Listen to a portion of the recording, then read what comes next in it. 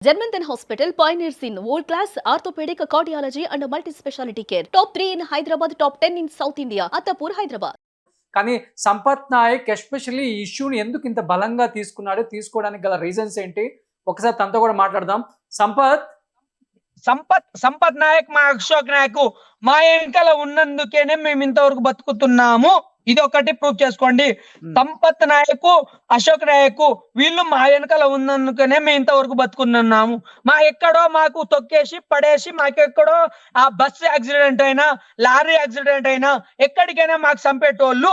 ఇది మాత్రం ప్రూవ్ చేసుకుందాము. ఇది మాత్రము. అది కూడా ఇప్పుడు అభిషేక్ నాయక్ అన్నారు కదా, అభిషేక్ నాయక్ ని రేపు పొద్దున మీరు రండి, చూపెడతాను. వానికి బినామీ లేదు, ఏమి లేదు సార్. నేను ఒకటే చెప్తున్నా, వానికి బినామీ లేదు, ఏం లేదు. వాడి కావాలని మధు రమావత్ మధు కాడ నుంచి అన్ని డబ్బులు వసూలు చేసుకున్నాడు. తర్వాత వానికి మీద భూమి ల్యాండ్ అనేది వాని మీద చేపించుకున్నాడు. రేపు పొద్దున మనం అందరం కలిసి తిందామని ఆయన మీద భూమి అనేది చేసుకున్నాడు. కానీ ఏ రకంగా వాడు పైసలు పెట్టలే.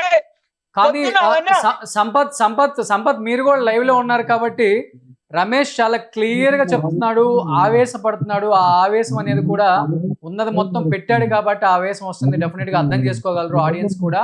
ఇంకొకటి ఏంటంటే అభిషేక్ నాయక్ రఘు ఇంటర్వ్యూలో క్లియర్ గా చెప్పాడు, ఏదైతే ప్రాపర్టీస్ ఉన్నాయో నా వెహికల్ తో సహా మొత్తం సీజ్ చేశారు, నా దగ్గర ఏమి లేదు ఇప్పుడు.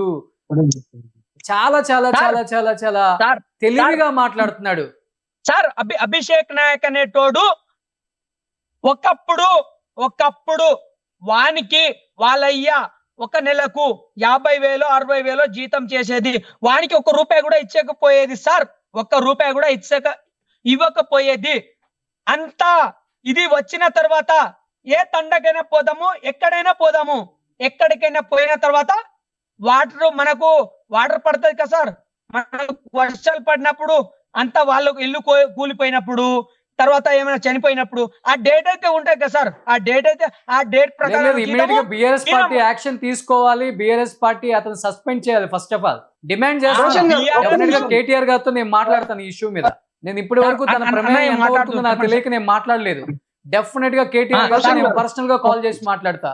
ఇమ్మీడియట్ గా ఇలాంటి వాళ్ళని సస్పెండ్ చేయాలి, న్యాయం చేయాలి సార్. నేను అన్ని లైవ్ గా మాట్లాడతా. అన్నతో ఒకసారి మాట్లాడే, అన్న కూడా ఎన్నో మాట్లాడుతున్నాను.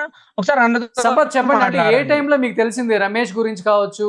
అంటే తన దగ్గర manager, cashier A to Z తనే అని చెప్తున్నారు కాబట్టి ఏ టైంలో దీన్ని బయటికి, అంటే తను స్వచ్ఛందంగా తనే మీకు కాల్ చేసి బయటకు వచ్చి ఉన్న విషయాలన్నీ నేను మాట్లాడతానని చెప్పారా, లేకపోతే ఎక్కడి నుంచి తీసుకొచ్చారు అసలు? రోషన్ గారు, నిజాన్ని మోయడం అంటే అంత ఈజీ కాదండి.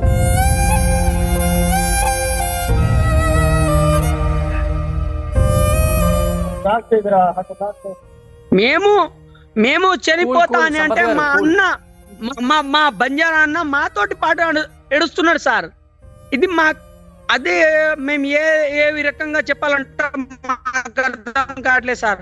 నిజాన్ని మోయడం అంటే అంత ఈజీ కాదు రోషన్ గారు.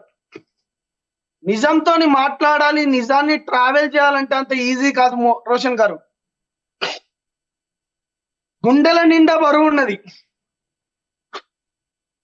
చనిపోయింది 4 బిడ్డలు రోషన్ గారు, అది బంజారా బిడ్డలు. మోసపోయింది మెజారిటీ 90% లంబాడి బిడ్డలు. ఆ అబ్బాయి ఇవాళ ఎందుకు ఇంత ఆవేశంగా మాట్లాడుతున్నాడంటే తనని ఎవరు ఎక్కడికి వెళ్ళి చంపుతానని భయభ్రాంతులకు గురి చేస్తున్నాడు. మంగ్లీ గారు నాకు కాల్ చేయడం జరిగింది 15వ తారీఖు. నాకు సపోర్ట్ చేయమని చెప్పడం, నాకు మద్దతుగా ఒక వీడియో చేయండి, మీరు ప్రెస్ మీట్ పెట్టండి అంటే నేను క్లారిటీగా చెప్పాను. మధుకు నీకేమైనా సంబంధం ఉందా దీంట్లో? ఈ విషయంలో నేను ఈ కేసు టేకప్ చేస్తే దీని పరిమాణాలు చాలా తీవ్రంగా ఉంటాయి అని చాలా క్లియర్ గా నేను చెప్పాను. అన్నా నాకు ఎటువంటిది లేదన్నా, అసలు వాడు మధు అనేటోడు ఎవడో నాకు తెలియదు, వానితో నాకు సంబంధం లేదన్నాడు అన్నది. దాంతో పాటు మన మిత్రుడు ఇంకో లాయర్ కూడా ఉన్నాడు, అతనితో కూడా మాట్లాడినాం. చలో చూద్దాంలే అనుకున్నాం.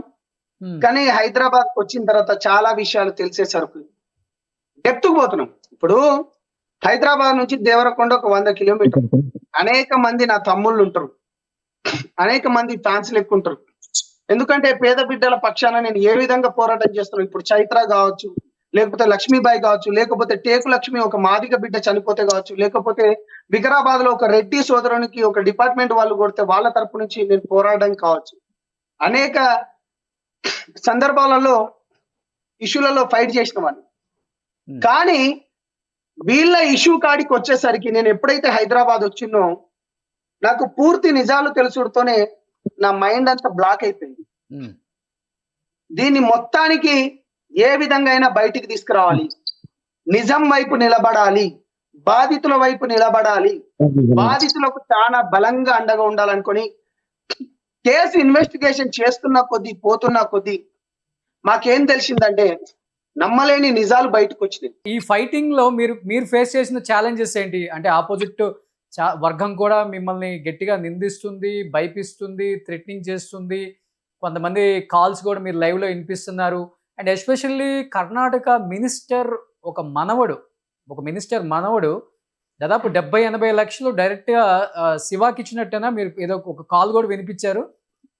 ఎగ్జాక్ట్లీ వీళ్ళ తరపు నుంచి నేను ఎప్పుడైతే పోరాటం చేయడం మొదలు పెట్టినో నా సొంత తమ్ముళ్ళు అవుతారండి. అంటే సొంత మీన్స్ క్యాంపస్ లో అందరం తిరిగే తమ్ముళ్ళు అవుతారు. ఆ తమ్ముళ్ళు ఫస్ట్ ఆమెకు మంగ్లీ గారికి సపోర్టెడ్ గా పెట్టారు. దాని తర్వాత నేను నిజాలు తెలుసుకున్న తర్వాత చాలా ఎవరి ఉద్యమ పంద వాళ్ళది, నేను వాళ్ళ పేర్లు కూడా ఎప్పుడు తీసుకోలేదు. అయితే నేను నిజం వైపు నిలబడాలని చెప్పేసి నేను బాధితుల వైపు నిలబడ్డా.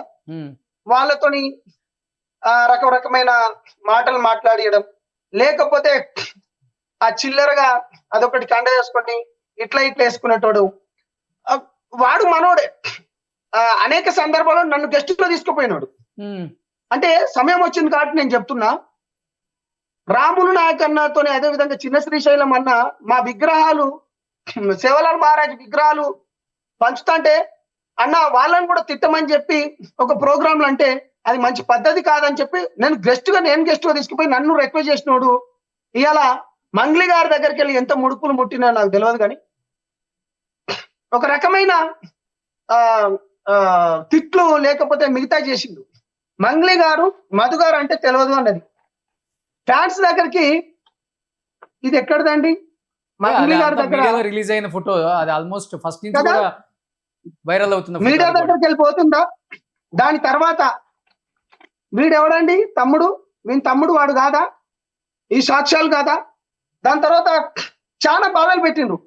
బాధితులను తీసుకొస్తలేరు అని చెప్పిండ్రు. మీరు బాధితులు ఉంటే తీసుకురమ్మని చెప్పిండ్రు. ఒకసారి ఆ మినిస్టర్ మనవడి ఆడియో కాల్ ఏమైనా ఉందా మీ దగ్గర?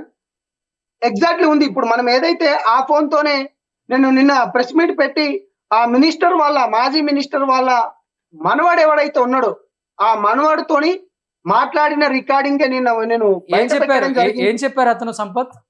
చాలా క్లియర్ గా నేను ఏమన్నాడంటే డిఫెండర్ కారులో ఫోర్డ్ కారులలో వాడు వచ్చేటప్పుడు మధుగాడు వచ్చేటప్పుడు హంగు ఆర్భాటాలు ఉంటాయి. మధుతో పాటు శివ కూడా వచ్చిండు. ఆ శివ కూడా వచ్చి దాంతో పాటు హిమాకాంత్ రెడ్డి అండ్ శైలజ గారు కూడా ఆయన పేరు వచ్చిండ్రు. వాళ్ళు వచ్చి నాకు దగ్గర ఎక్కువ డబ్బులు అడిగిండ్రు. కానీ ఇక్కడనే నేను అన్న ఇక్కడ భూములు కొంటున్నాం, మా వెంబడి ఇది ఉంది, మేము పెద్ద నెట్వర్క్ లో చేస్తున్నాం అనుకుంటే చెప్పి మేము ఇక్కడనే కూడా భూములు కూడా కొంటున్నాం అని చెప్పి దగ్గర 5 కోట్ల దాకా వాళ్ళ ఏమో అడిగితే 80 లక్షలేమో ఇచ్చాడు.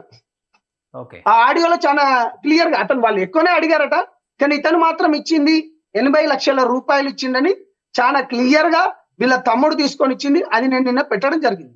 ఇదేదో సంపతో లేకపోతే సుమన్ టీవీయో ప్రేక్షకుల పక్షాన బాధితుల పక్షాన మాట్లాడుతుంటే మీ పైన లేకపోతే రఘు గారి పైన లేకపోతే మిగతా మీడియా ఛానల్ సోషల్ మీడియా ఛానళ్ల పైన మాట్లాడడం ఇది పద్ధతి కాదు. చనిపోతుంది బంజారా బిడ్డలు, విక్టిమ్స్ మెజారిటీ 90% బంజారా బిడ్డలు. ఆ మంత్రి గారి మనవాడు చెప్పడంతో దీన్ని ఇంకా బలంగా నాకు ప్రూఫ్స్ దొరికినాయి.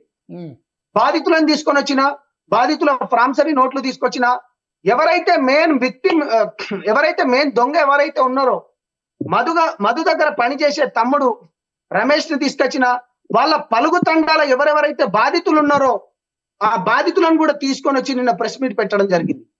మీ మీడియా ముఖంగా నేను ఒకటే అడుగుతున్నా, మంగ్లీ గారికి ఎవడెవడైతే సపోర్ట్ చేస్తున్నాడో ఆ బెదవలకు చెప్తున్నా, మీ ఛానల్ ద్వారా దమ్ము ధైర్యం ఉంటే ఆ పలుగు తండకు వెళ్ళండి, ఆ మధు గారి ఇంటి దగ్గరనే మాట్లాడదాం. ఇక్కడ ఈ సోషల్ మీడియాలో వీళ్ళు అంటున్నారు మన పరువు మనం తీసుకుంటామా, లేకపోతే మన దగ్గర మనం మాట్లాడుకుంటున్నాం అంటే మరి చనిపోతుంది ఎవరు? ఇప్పుడు ఇది మన పరువుకు బిడ్డలు కదా. సంబంధించింది కాదు కదా. సుమన్ టీవీలో మీ పర్సనల్ అండ్ బిజినెస్ ప్రమోషన్స్ కోసం కింది నెంబర్కి కాంటాక్ట్ చేయండి.